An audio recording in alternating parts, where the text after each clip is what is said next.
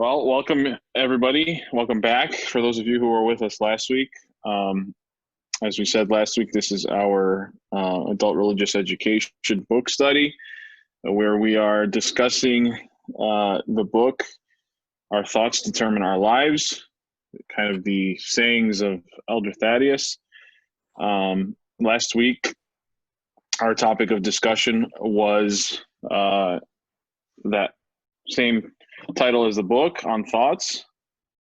And I think we brought up a lot of very interesting parts of the book, parts of what Elder Thaddeus has said on thoughts, and kind of expounded on them. Some of us in our personal lives, those of you who are not too shy to do so.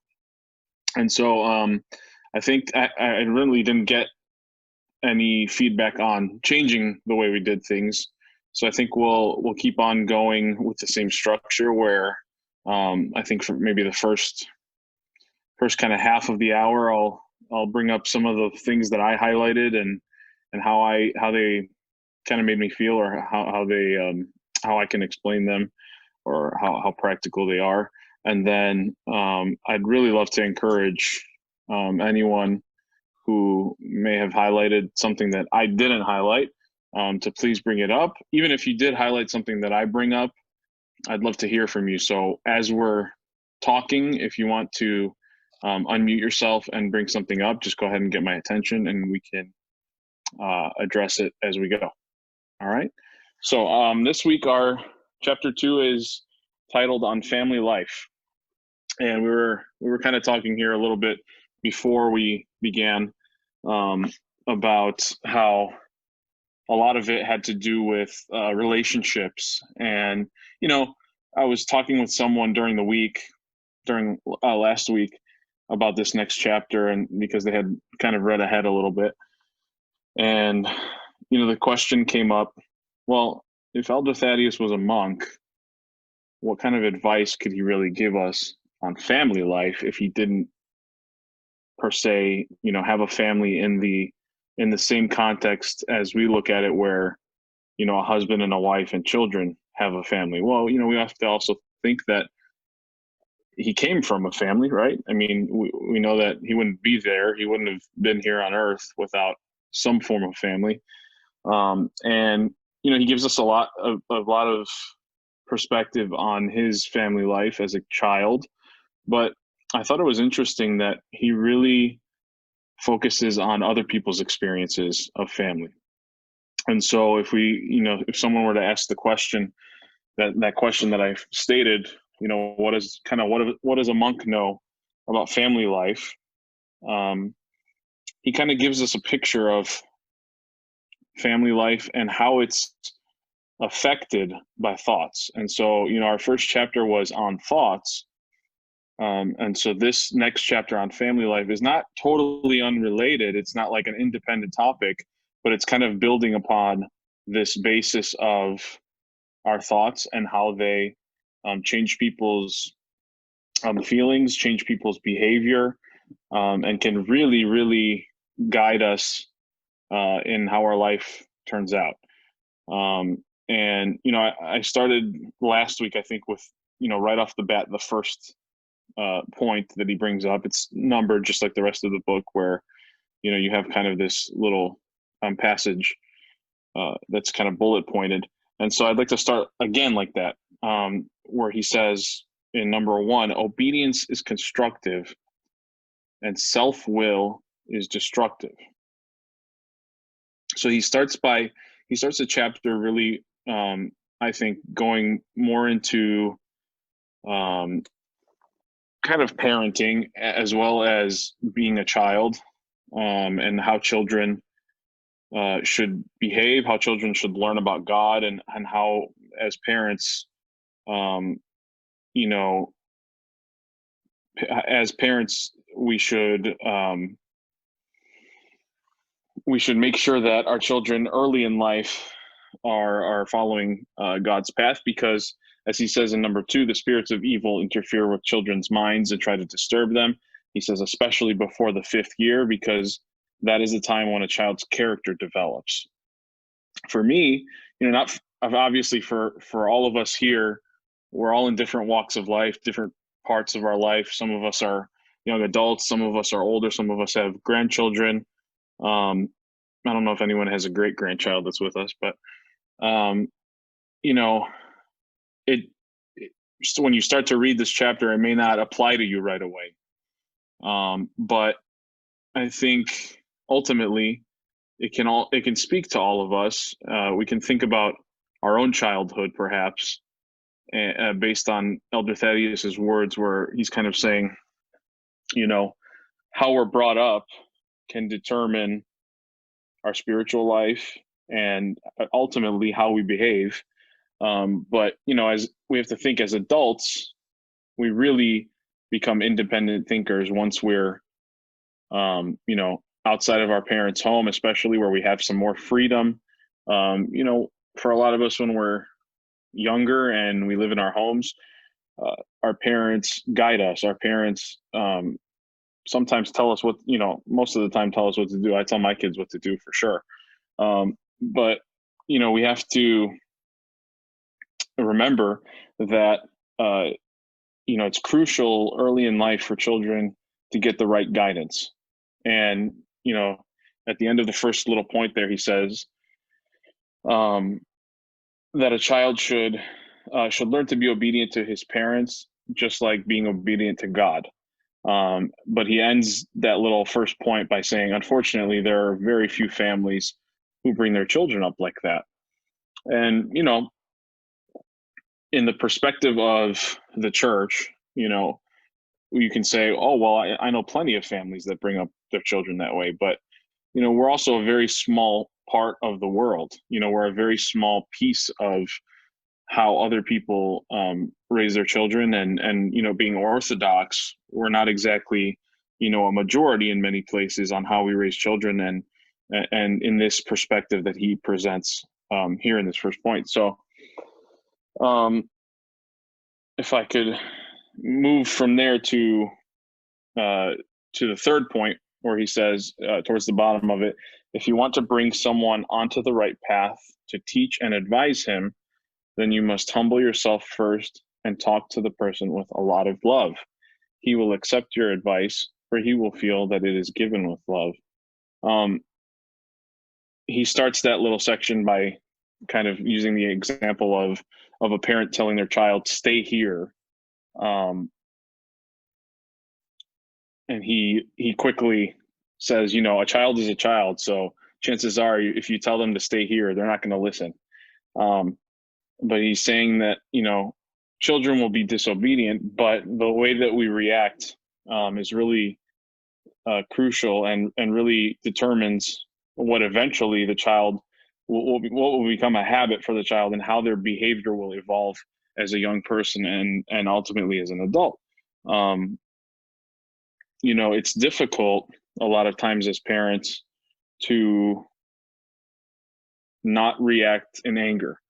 And that's really something he emphasizes in this kind of first half of this chapter, where he's talking about things like spanking and things that are provoked by anger. But really his deeper meaning here is with our thoughts. Because he says in various parts of it, he says kind of if we react immediately when a child does something bad, but even anything else, I think he's being more general, but he's using this example of children. If we react to something bad or something that angers us in the moment, it's more detrimental than it is helpful. It's best to calm down, think, and react with love instead. And that's, some of us might be saying, well, duh, yeah, I mean, obviously, but until it's in practice, or when you try and do something like that, it can be very difficult. I'll share, in my parenting, I'm not a perfect dad.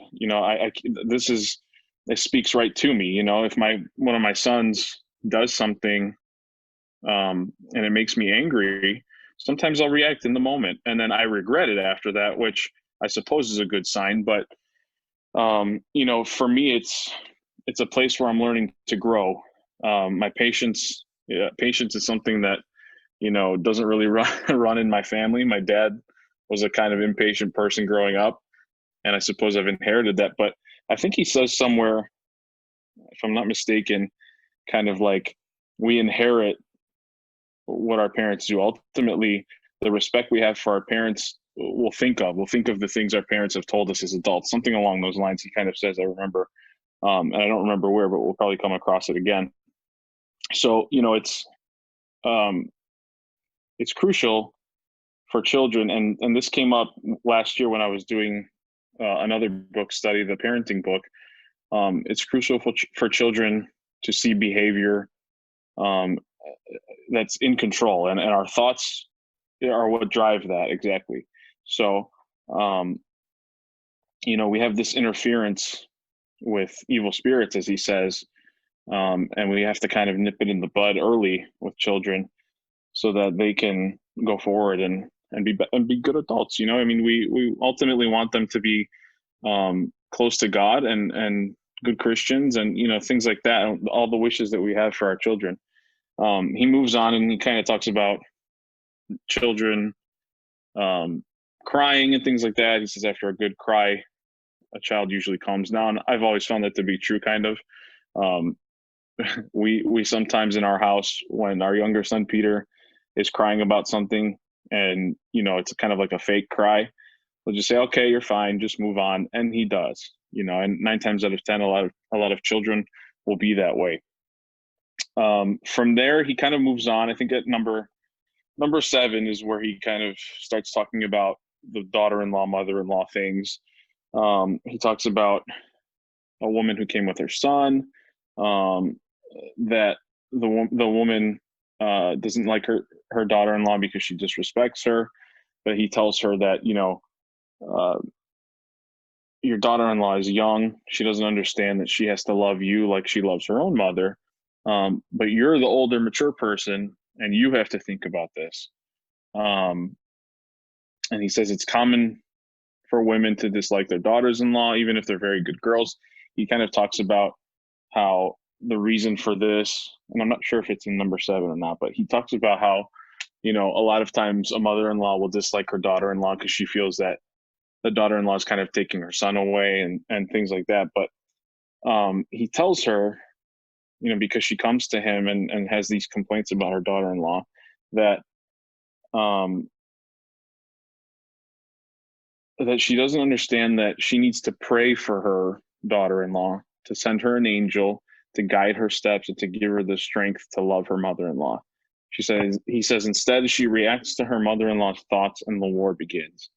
He kind of, I feel like the overall theme in this is, the same as the first chapter, where he says the thoughts that we cultivate kind of can be felt by others. And even just thinking something, he says it, especially in this chapter, even just thinking something changes a person's disposition and changes how we feel about someone.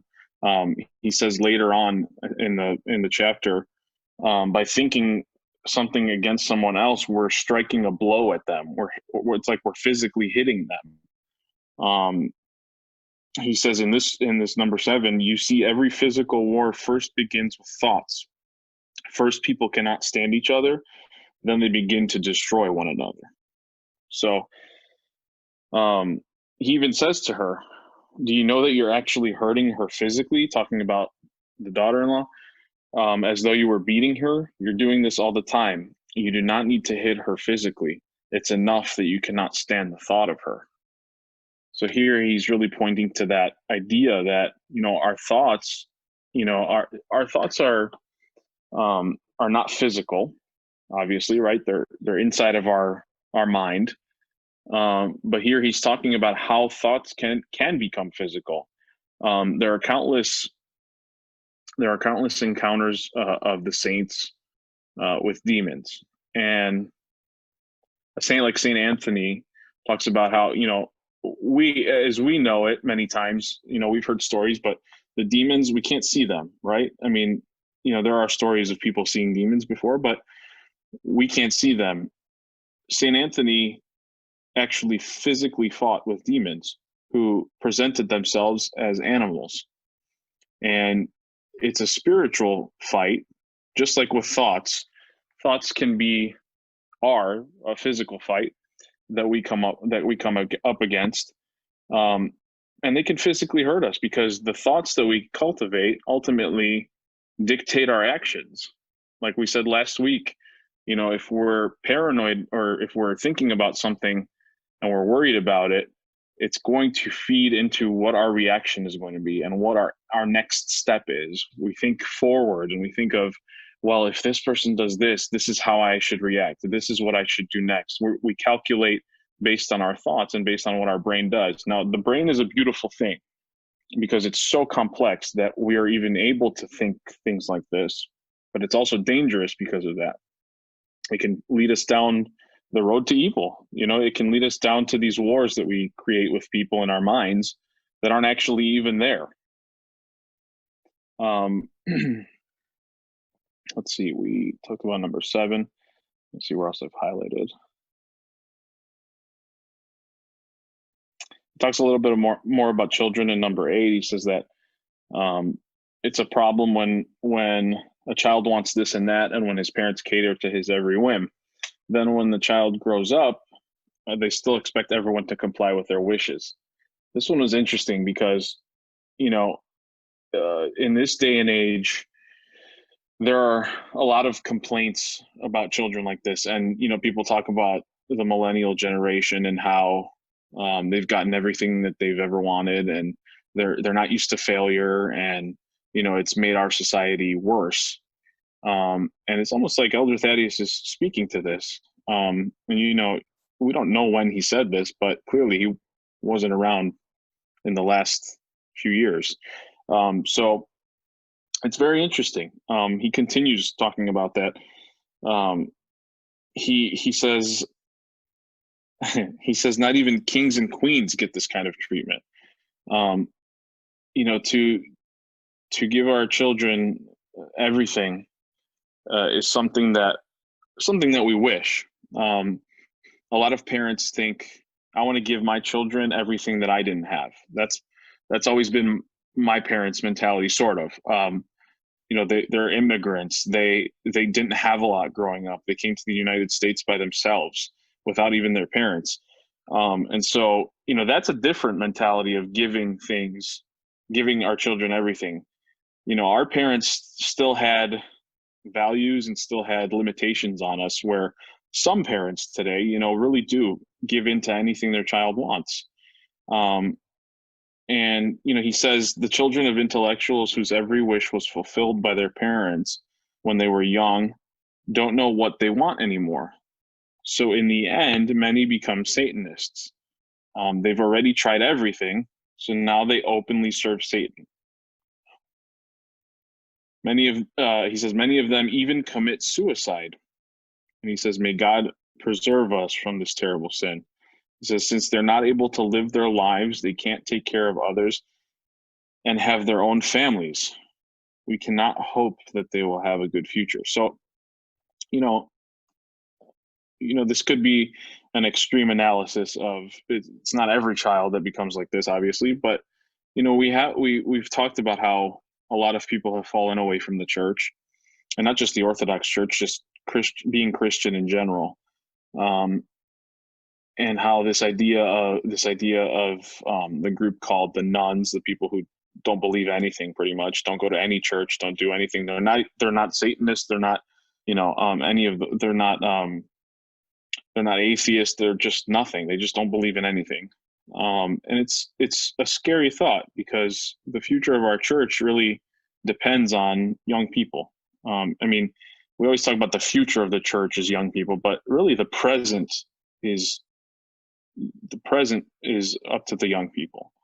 What we have now is what's going to determine the next 50 years of our church. So when we encounter things like this, we have to know how to react. And it's very interesting that he brings this point up, because it's so relevant to us, but he may have said it a long time ago. From here, he continues, talks a little bit more about children. What time is it?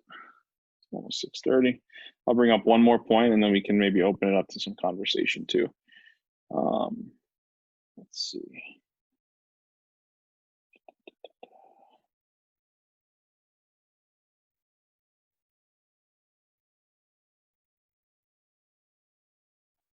Okay, number 15, in the second paragraph, sort of at the end of the first paragraph, he ends with, that is how our thought machine works. He's talking about how one person can create either harmony or disharmony within a family through their thoughts and what kind of thoughts that they have. He says, this is how our thought machine works. He says, when I was young, I did not know that we must never think negative thoughts about our biological or spiritual parents. We must never hurt them, even in our thoughts. At the time, I did not know that insulting others has such negative consequences for all of us. I've suffered much for having hurt my father in my thoughts, and I cannot repent enough for my sins. And then he talks about a little bit about his father, says, he was a quiet and meek man and unbelievably kind to anyone. Never in his life had he been sick because he was always at peace and his inner organs functioned without stress. He looked upon his entire life as though it were a film. When someone insulted him, he never took it to heart. He was a quiet and meek man. And I highlighted here, I would have been happy to have inherited his character. So even like what he's saying is, as adults, we'll think of the things that our parents have said to us.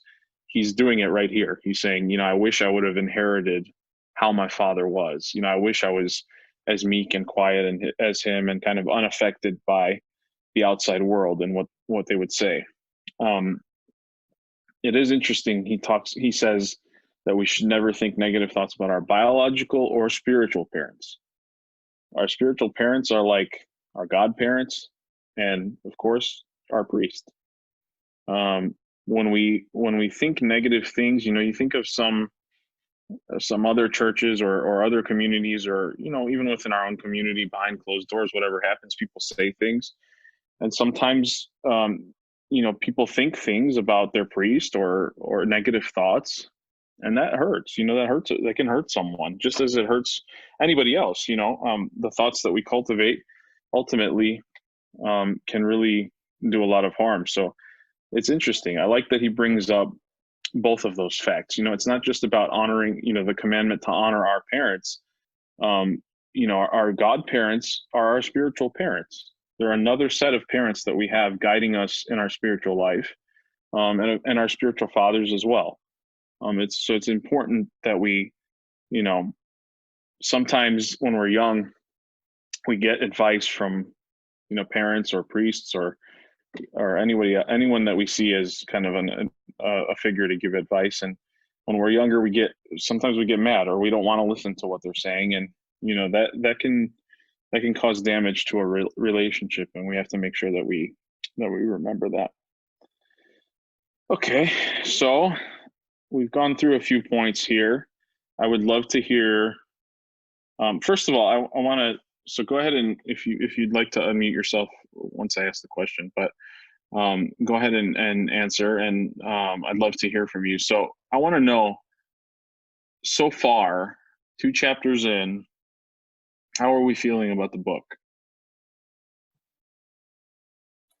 Father, can you hear me? Who's that? This is Dimitra. Hi, Dimitra. Hi. Yes, I think this book is amazing. I think that just our thoughts determine our lives that's the bottom line. I mean, everything comes from our thoughts. Everything, our feelings, our actions, or everything. And so I absolutely love reading this book. This is the second time I'm reading it. I love it. And I also wanted to make a comment about number 11. Is that okay, or did you just want to? Absolutely. Okay. No, that would be great. Thank you. Number 11 at the bottom of that short paragraph where it says, no one can expel the Lord from your heart, for he is always there. A person speaks more eloquently with his actions and with his life than with his words. And as simple as this may sound, this is, for me, spoken volumes, especially when I think of my daughter, my 19-year-old daughter, whom I want her to be a part of all these lectures, of you, of this book, and I try to talk to her about all this stuff, and she's like, are you going to lecture me again? Is it too many words, too much info, too much? And then I read that and I just thought, you know what? That's perfect. I don't have to keep talking. I don't have to feel anxious that she missed something that I heard that I thought was just so awesome. Well, it's just very simple. It's just how you live. It's just how you think. It's just the energy you put out. It's just the actions and the life that you choose to live. So I just thought that spoke volumes to me.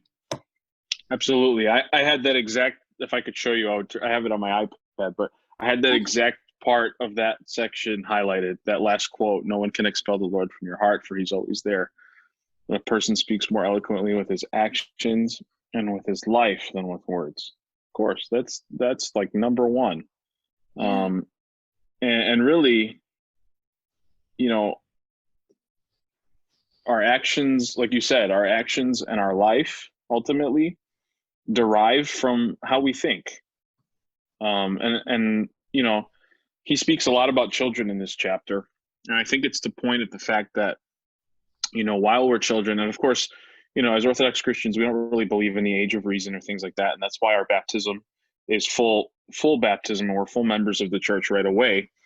But, early in life, I look at myself with my two little children. When we're little like that, our parents really determine how we begin thinking and what our thought process is and how we analyze things and what we take to heart and what we don't. So many things and so many complex parts of our personality are built when we're really young like that. And he calls, I think in the first section, does he say 5 or 6? Especially, he says, especially before the 5th year. I think of my son. My son is 5, and I when I was reading even that first section, I thought about, okay, how have I done as a parent, and how have Presbytera and I done as parents in the first 5 years of our son's life? And of course, I started thinking all these negative things that I could have done better. But I also thought of the positive things that we've done, and I look at how he behaves and how he interacts with his brother and with other people, and those are the things that we have to think about. And it made me think, when I was reading number 11, it made me think back to that and say, okay, well, our actions and how we're living are going to determine our children's path ultimately, and how they think and how they determine all of those things. So that's really important. The fact that how we live, we can say hundreds of words to our children. We can say, no, don't do this. No, don't do that. No, don't do this. But ultimately, how we show them, how we interact with them, and how we do those things is how they're going to grow up and become, people who speak with their life and speak with their actions instead of their words. So thank you so much for bringing that up. Thank you. Father, I have a observation, if I can. Am I being heard? Yes, please. Okay. Sorry. When I get a book, the first thing I do is I go through and look at the pictures. I love looking at pictures. And every picture, I saw something of Elder Thaddeus. And I've been thinking about it, and it makes perfect sense to me. Every picture of Elder Thaddeus, he's smiling. And I don't see how you can smile if you have negative thoughts. I think positive thoughts bring on smiles. I see that with my kids in Sunday school. Sometimes I feel like taking a picture of them and showing it to them. They look like they're ready to attack me. It's frightening sometimes. And on Zoom, I nail them on it, all right? Because I see of them. I make them put their audio up or their video, and if they're not smiling, I won't start the class. So I make them smile, and just the cover. I mean, just look at him in the cover here. It's a big smile. Everywhere, every picture in this book, he's smiling. Mm-hmm. So I think that's my observation of the day here. Yeah, and I think ultimately that smile is it's the presence of Christ in his heart. I mean, Yeah, that's him shining his light. And you know that his thoughts are pure, and you know that his thoughts are humble and meek, because yeah, you can see it on his face. And when we are humble people like that, and when we are saintly people like that, people know it. Like he says, people can feel the presence. um and the Holy Spirit, as we said in our beginning prayer, is everywhere present and fills all things. Sometimes we ignore that fact. Sometimes we ignore that feeling that the Holy Spirit is there. But when someone like that, someone like Elder Thaddeus, or someone else who is so full of the Holy Spirit is nearby, you can't help but look. You saw his picture and understood what a holy man he was. So that's a beautiful observation. I think you're spot on with that. And that's why my picture when I turn off my Zoom is me smiling, right, Jerry? absolutely. Good, wonderful. Do we have any other observations anyone would like to bring up? Don't be I have another shy. one. I have another one, but I'm not Please. going to bring it up yet. I'm waiting for you to bring it up as we get further into this chapter. Oh boy. Okay. No, I hope I do. Father? Yes. I think point 14 can go along with point 11, where it says, it is of great significance if there is a person who truly prays in the family. Prayer attracts God's grace, and all the members of the family feel it, even those whose hearts have grown cold. Pray always. And so I think that ties in with a person speaks more eloquently with his actions and with his life than his words, because if you have someone who truly prays for their family every day, every morning, every evening, eventually they will feel it.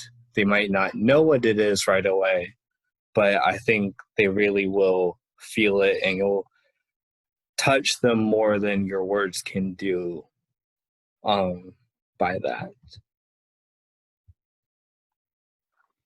Yeah, that's beautiful. I mean, I'm trying to remember now. There was another section where he brought something similar up that you just said. Like, um, I think he says something like, you think something positive and you already see a change in someone. Like he says, like with, I think that's what it was. I don't remember which number it was in, and I don't think I have it highlighted, but I remember reading it. He says things like, I remember doing this as an abbot in the monastery. He says, when a monk would do something wrong, or a monk would do something not the way he should be doing it, I would think about correcting them, and all of a sudden they would correct themselves. And like that's the power. He says that's the power of the thought, is that by even thinking it, you start to send that change into someone else, if it's pure. I think he emphasizes that too. He says, if you're thinking pure thoughts, if you're thinking um, kind of godly thoughts, towards someone, then you'll see it start to manifest itself. And I thought that was really cool too. And I had number 14 highlighted too.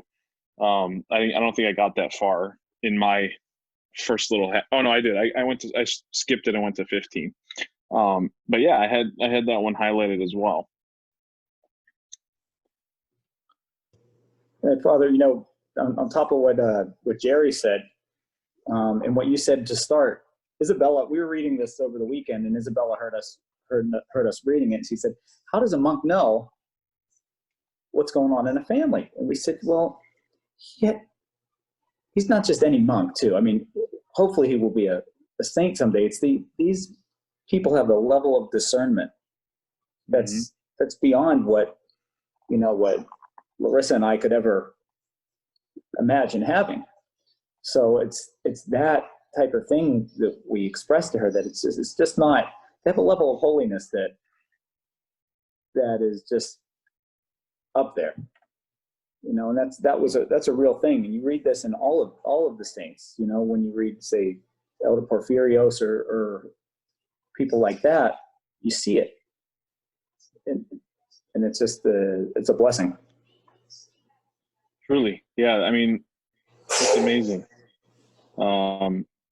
Yeah, I mean, the first reaction people have a lot of times like you said, is, when they hear, I think Elder Paisios there's a book on his sayings on marriage and family life, and I haven't read it, but I mean, I know it's going to be incredible. But there are people who see it and say, well, how does someone who wasn't married know about marriage and family life? Or sometimes, there are several books that are written about marriage by hierarchs, and people are like, well, what do they know about marriage? And there's a level of, like you said, there's a level of discernment that they know, and things are made known to them. You know what I mean? Like, things are revealed to them that maybe we don't know, and they're beautiful, beautiful thoughts and beautiful things for us to read. If I guess I've got one thing, I guess, maybe to put to the group.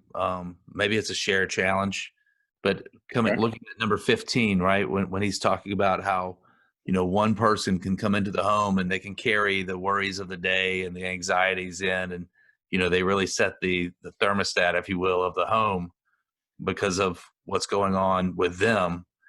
And it's particularly curious in this day and age, right? Where for the most part, we're all living in the same space. So, this notion of, leaving it at the workplace isn't what it used to be, because the workplace is in your home where, the home place and everything else is happening. And some things in our current society we discuss as a family openly, right? So there are, real anxieties, there are real challenges that we face. And I'm just curious how, obviously we should pray about them together. But I'm curious how the group or how others responded or think about that. Because I know here it's something we, work with, is trying to process all of that and push it back into something positive and give it to God and pray, to the Theotokos, or to the saints, to help us with.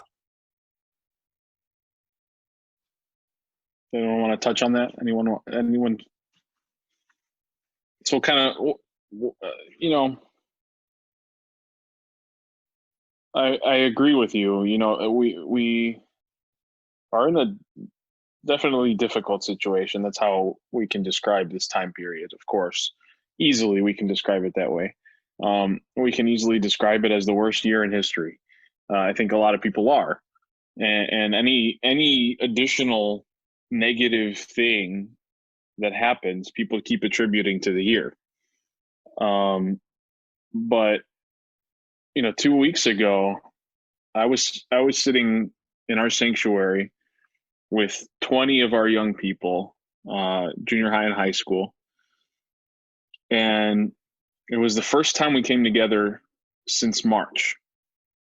This group, the Goyans, and O-Life, and we were talking about COVID a little bit, and how the media and social media and all of that things, all those things perceive COVID and how bad it is and how it's ruined our lives this year.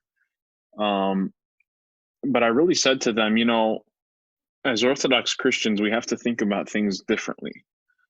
When the world presents things in a certain way, we have to remember that we're called not to be of the world, because Christ has called us out of the world, just like the apostles. We're called to be apostles and evangelists. And yes, our personal lives have been affected by this. Our pleasures have been affected by this. A lot of the things that cause us to sin have been, hindered by this. And, I said to them, this also for you guys, as junior high and high school students, I said, this is preparation for you, for your life. I said, this is a lesson. This year should be a defining moment in your lives. I said, for those of you who are upperclassmen in high school, especially, I said, you're going to leave high school and go out into the world. Some of you are going to be away from your parents' homes for extended periods of time, and you're going to have something that's really scary. I said, it's an F word. And they're all looking at me like, what are you talking about? I said, freedom. You're going to have freedom when you go to college, God willing. And I said, this period in time should be a real eye opener to you and a real lesson to you that difficulties are in the world.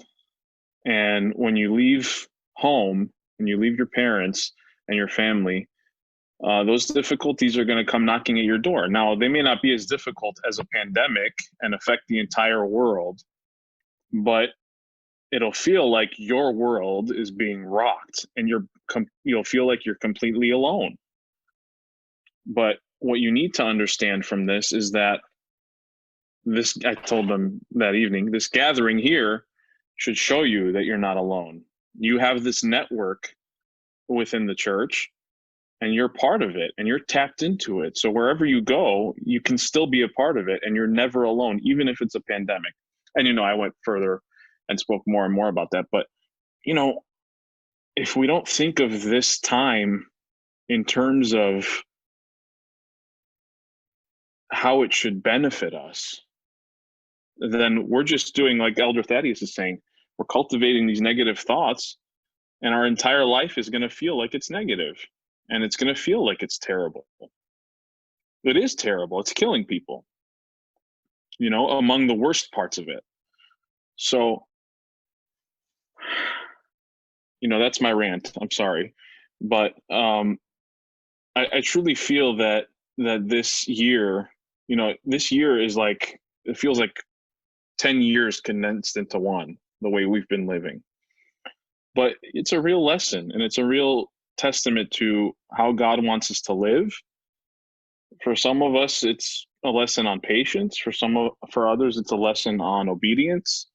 It's difficult, no matter how you shift it. But I think ultimately God has us in his hands. We know that, and he'll never leave us. So we have to continue, searching for what is right and following the gospel and shining our light, like we said.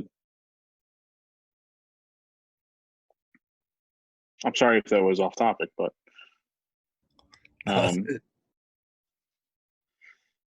anyone else want to bring anything up? Father, this is Tess. And Yes, ma'am. Of course, I went with all the senior parts of the book, but anyway, I'm going to talk about the mother-in-law. I think it was number 7. I forgot what number it was.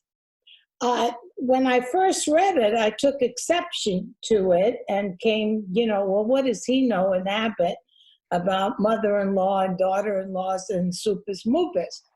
And then I reread it and I thought, well, possibly there is confrontation between mother-in-law, daughters-in-law, and something like that. I did not have that. And for those in our audience, I just thought I'd share this with a mother-in-law experience. My mother-in-law would call us early on in our marriage, and Gus would answer the phone, and she'd say, I want to talk to Tess. And he'd say, okay, talk to me first, and then you can talk to Tess. No, I'm going to talk to Tess first, then you. So this went on for maybe a year. Finally, my husband said, Mama, this is so silly. Tell me. She says, no.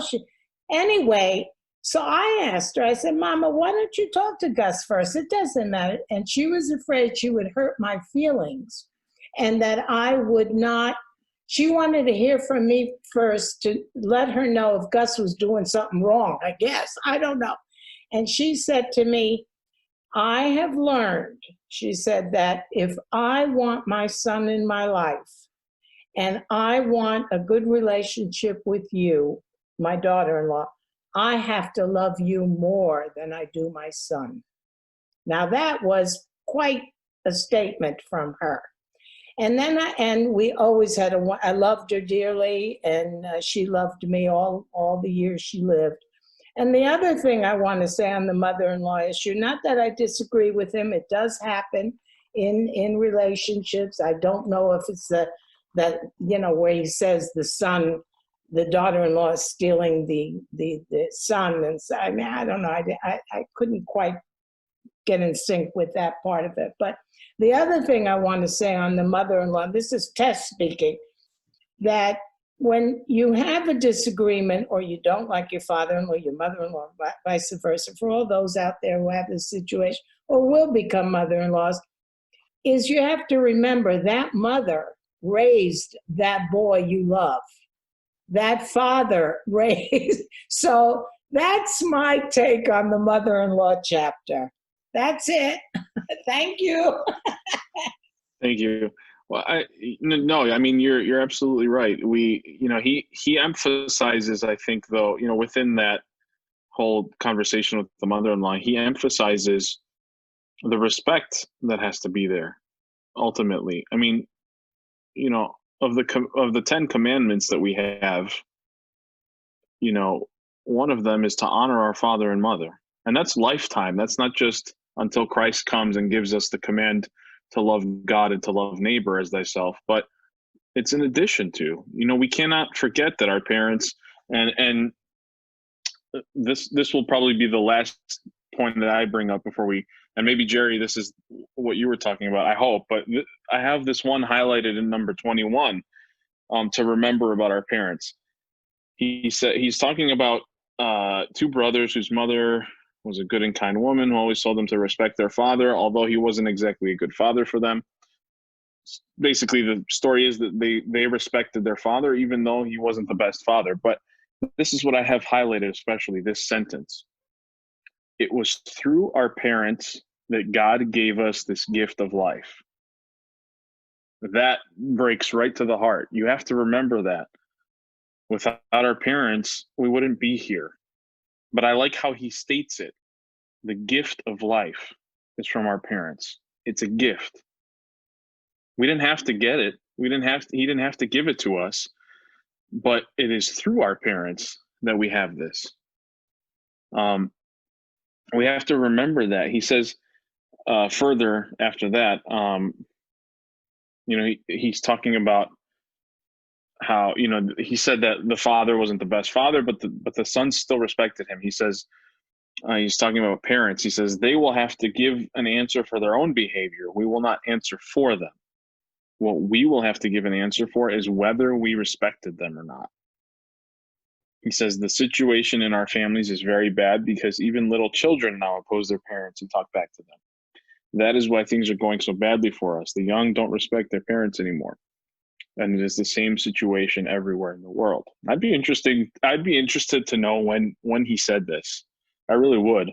I'm young. I can't say that I know a lot about children's behavior throughout history from beyond what I've studied, but this first sentence speaks to the core.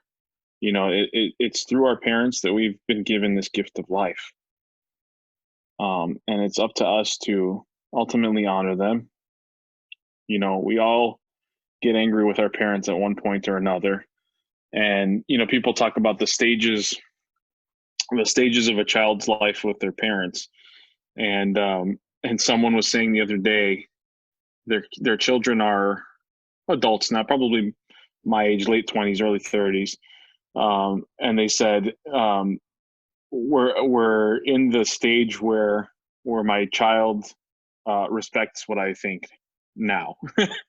So kids go through this stage of, when they're little, of course they normally, they'll listen to their parents. Their parents know what's best for them. They do what they want. They grow up a little bit.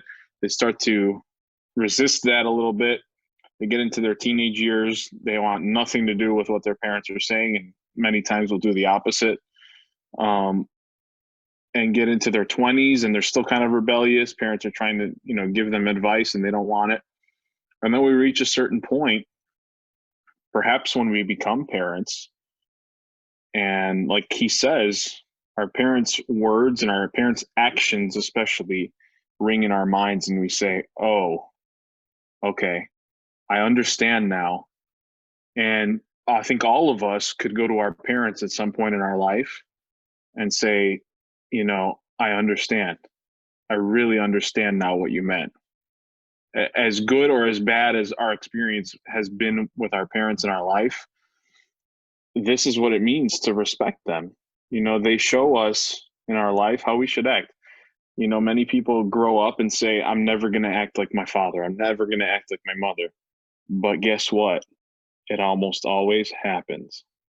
And you'll always think to yourself at some point in your life, whether it's one thing you say or it's a habit that you form, you'll ultimately say, oh man, wow, I'm my father, I'm my mother. I do this just like my parents. Because, like we said, their lives are what shape you as a child, as an adolescent, as an adult, and going forward, even until you become a grandparent or whatever. So, this great gift of life that we have, it's just one big cycle. We grow and we have our own children, and we try and pass to them the sense of what the faith is, the sense of how to act and how to think.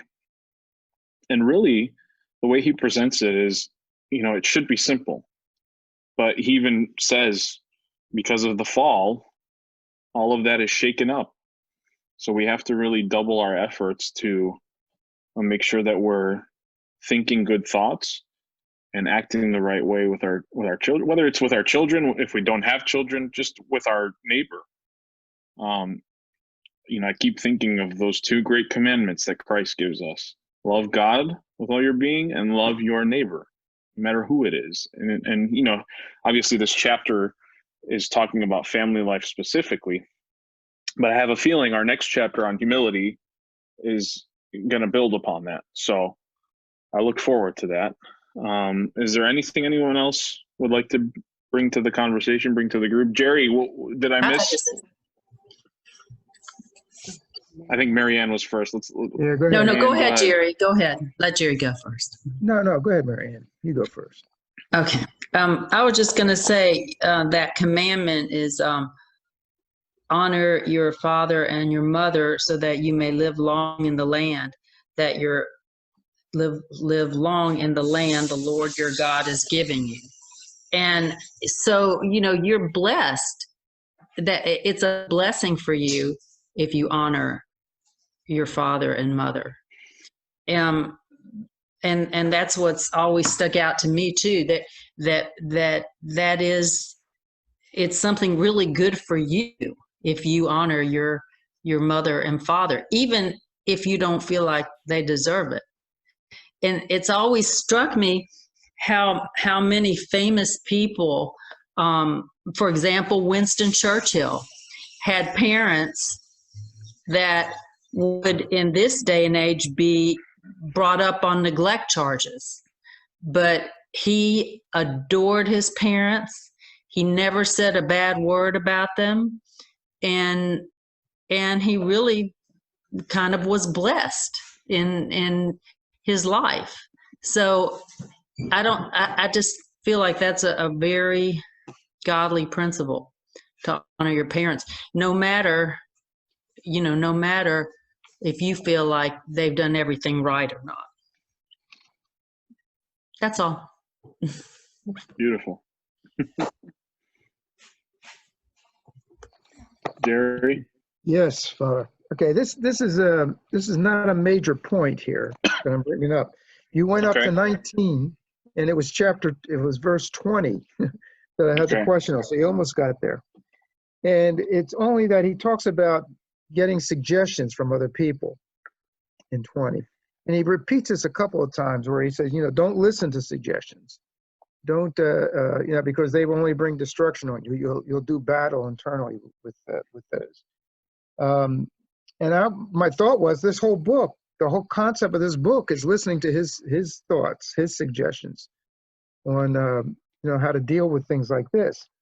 So I was just wondering if there's something that I missed here, because I'm trying to stick with him, as he's taking us step by step. Yeah. You said number 20 or 19? You ended with 19. Oh. Yeah, it was 20. It was in 20.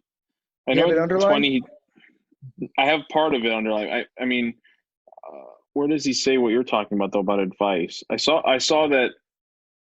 Oh, I see what you're saying. Yeah, when he's talking about parents advising for someone not to marry someone else. he talks a lot about like the blessing of the parents too, and how Yeah. if someone has, he talks about arranged marriages too, which I don't know, I wasn't sure about that, and I think maybe it was indicative of the time he was saying it, because they're so scarce now. I mean, in certain cultures they're still there, of course, but um as far as the advice, I see it here, but you won't hear of it. The devil has enslaved you. You will not listen to anyone's advice. He's saying, yeah, I mean, he's saying here, like, without your parents' blessing, or I mean, you'll ignore your parents' blessing, and if you're in love, it doesn't matter what advice anyone gives you, basically. And he's saying that the like, well, I don't really know. This is kind of an interesting point to me, but Sorry. no, don't be sorry, because I mean, it can't all be perfect. I mean, I don't know.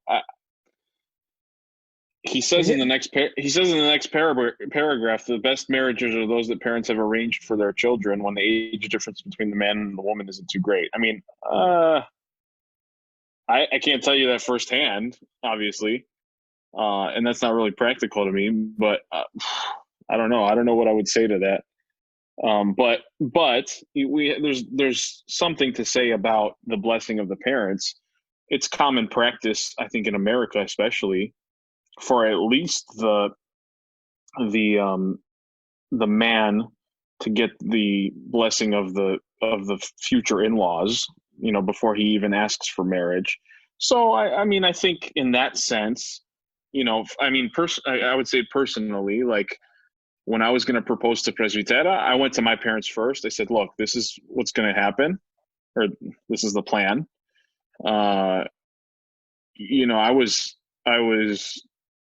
21, and so they stated concerns like, oh, you're young. And I said, well, you got married when you were this young. And they were kind of, they were fine with it. They gave me their blessing. They said, God bless you, we're here for you, whatever. And then, of course, I went to my now in-laws, and did the same thing. And they just were thrilled. So I think if we're to adapt to our culture, like when he said this, it was probably common for this to happen.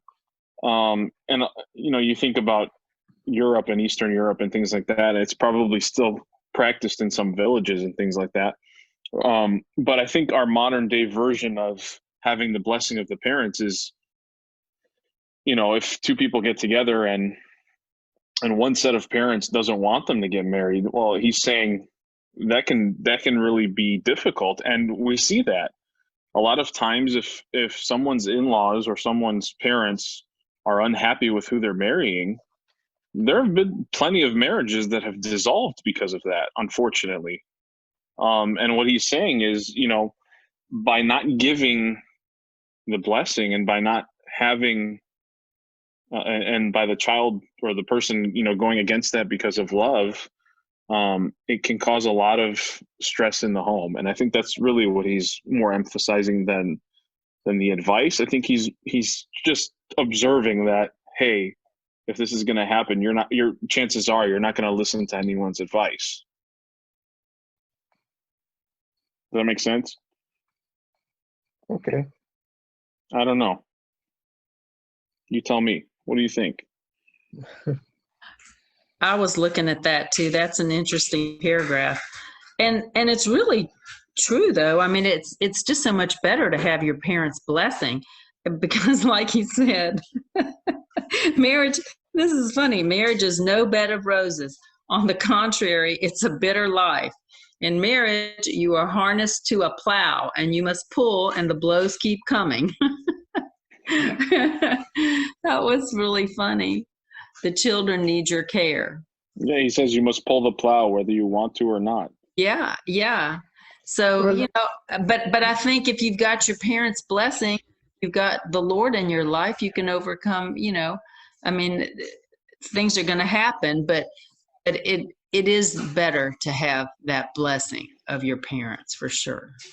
Well, he kind of states that too. And I mean, this kind of goes into the territory of, yeah, like those people that say, like, how does he know kind of thing. Like, he doesn't know really firsthand, but he knows from the people that have come to him and the experience, the people that he's counseled, and he goes from the perspective of how the thoughts affected and how our actions affected. I really do like that second paragraph of it, because it's true. And he says at the end of that part, he says, when you were single, you thought otherwise. I mean, I take that as like, when we're single, or even when we're dating and engaged, we think differently. We think, oh, when we're married, it's going to be like this. When we are parents, it's going to be like this. It's going to be great. It's going to be ideal.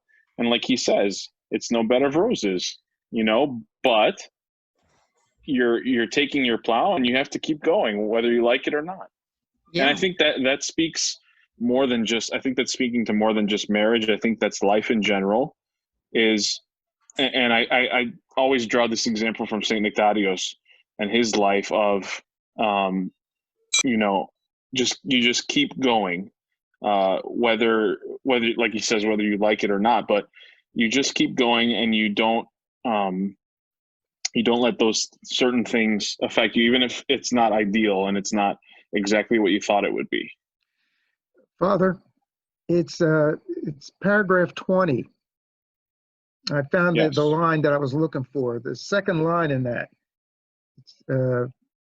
Do not accept suggestions. Tell yourself, I will not think about this. You will see you will become well versed in this. He's talking to a 220-pound man who came to him for some suggestions.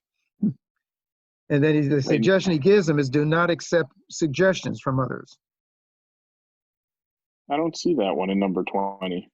All right, it's the second full, it's on the third line. Physically at the third line, but it's actually his second statement. I think you might be in a different section. Jerry, I think you're on thoughts. Oh, you're right. Yeah, I was going to say, wait a minute. Yeah, you're right. Sorry. I just flipped through the You want me to book go back to find that? Hold on, let's see. Number 20 on the first chapter. Yeah, page 72. I'm sorry, folks. You're absolutely That's right. okay. Thank you, Dimitri. That's why we have you here, Dimitri. Yeah, he's got that eye. Yeah, I had it underlined. I was just flipping through the book trying to find that one line that stuck in my head. Do not accept suggestions. Oh, I see what you're talking about. Okay, I have that part highlighted from last time. He says it twice. He says it in the second paragraph too. He says, but again, I warned him not to accept any suggestions that came. Yeah, yep. He's talking about suggestions that come from our thoughts, though. He's saying, don't follow suggestions that come from your thoughts, because like he says in this other part that I have highlighted, he says, but again, I warned him not to accept any suggestions that came from his thoughts, because bodily passions cannot be ignited without the movie, quote unquote, that our thoughts play out, and without our watching that film. So like I was saying, earlier, when we think about something, we play out all the scenarios in our mind, like he's saying, it's like a movie, and we play out what we think it's going to be like. And then when it doesn't happen is when we fall into sin, and we, whatever happens, depending on the situation. So when he's talking about suggestions, I think he's talking more about our thoughts, not so much suggestions from people or like things like in this book. He's saying, if a thought pops into your head, like I should do this or whatever, and he says that you'll know when it's a good thought. You'll know that when it's a thought from God, but to be careful and to be cautious of that. Does that make sense? Yes. Thank you. Okay. Thank you. Well, let's see. It's past 7. Do we have anything else we want to bring up this week? Does anyone have anything? Oh, I just wanted to say I thought number 13 was cool because I don't have any kids, so I was focused on the marriage part. And I actually read this to my wife today. Often there is no unity or oneness of mind in our families because wives and mothers transgress the commandment of obedience to their husbands. She thought it was funny, but no. But honestly, reading this chapter, I was thinking about the difference between individualistic societies and collectivist societies.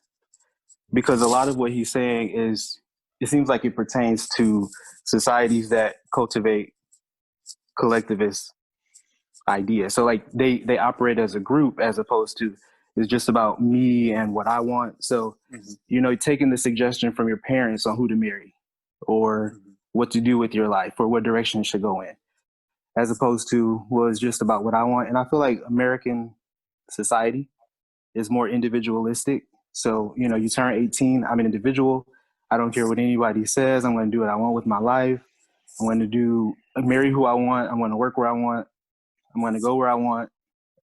So I feel like it could be difficult. I don't know because I don't have children, but raising children to operate in togetherness as opposed to just as an individual when the culture around us is saying it's about you. Absolutely. I think you hit the nail on the head there. I mean, it's a lot. It has a lot to do with our culture. And, you know, you think about where he was and when he said this, he was living in an Orthodox country. You know, our country, whether we like it or not, is not an Orthodox country. You know, there's Orthodoxy in our country, and there's Christianity in our country. But like you said, that's led us to this separation of church and state as well. We think about those things where we don't have God in school, where our children are most of the day. And I mean, this year where our children are sitting in front of a screen like we are all day, and they hear nothing about God. And if they, you know, the things they do hear about God, they hear from social media. And what do we know? I mean, what do we know about social media? We were talking about YouTube last night. We had our first budget meeting last night, and we were talking about our live stream and things like that. But you know, the topic of YouTube came up because we stream to YouTube as well, our services.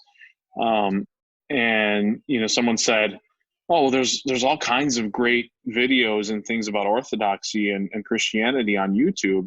And I love Father Andreas, you know, raised his hand and said, "You're right, but there's also a lot of scary things that claim to be Orthodox on YouTube that, you know, steer us away from the faith." And so that's another thing we have to be careful of. And that's a real world, like today issue in our country where YouTube dictates a lot. When kids go and search for something, they Google it or they go on YouTube or obviously like TikTok and things like that. But when you think of those platforms that they use to get their information, it's scary.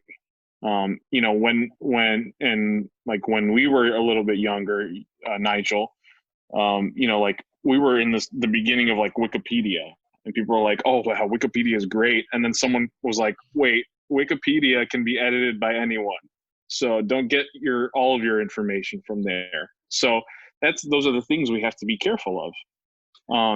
And so, yeah, I think it has a lot to do with our culture and our society and our mentality on that. It's very difficult to raise children in the U.S. right now as it is. It's even more difficult to raise children who are Orthodox Christians. And I think, you know, all of us who are doing it, even people who don't have children, by living your life as an Orthodox Christian, you're going to encounter children in your life that you can show through your life and through your actions, like he says, how to be an Orthodox Christian and what it means to be an Orthodox Christian. And ultimately, you could bring someone to the church that way. And I'm sure hundreds of people, thousands of people have been brought to the church that way. So even in this chapter, if you don't have children, taking away from it is that fact of, if you're living your life as an Orthodox Christian, you know, you can be affecting someone else. So that's a beautiful point too. Thank you for bringing that, Nigel.